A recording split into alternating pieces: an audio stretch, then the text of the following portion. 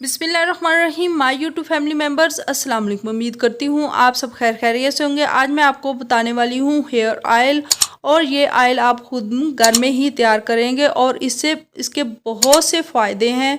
और ये ऑलरेडी मैं भी बना चुकी हूँ और इसका इस्तेमाल भी कर चुकी हूँ।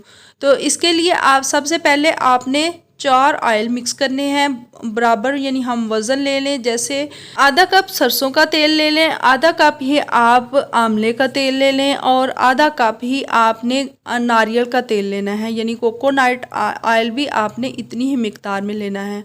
और आधा कप ही आपने ज़ैतून का तेल ले लेना है। ये चारों तेल आपने अच्छे से मिक्स करके, तो इसके अंदर आपने 1 चम्मच आपने मेथी दाना ऐड करना है, 1 चम्मच ही कलवंजी, और छिलके समेत 1 अदद प्याज को कट करके वो भी आपने इसके अंदर ऐड कर लेना है। 3-4 लौंग आप इसके अंदर डाल लें, और मेहंदी के जो पत्ते हैं वो भी आप इसके अंदर ऐड कर लें, और हल्की आंच पे इसे तेल को पका लें। जब वो अंदर जो चीज़ें डाली हैं वो ब्राउन वो इसके अंदर तेल के अंदर वो जल जाए। तेलों को ज़्यादा जलाना नहीं है, बल्कि हल्की आंच पे आपने इन्हें पकाना है।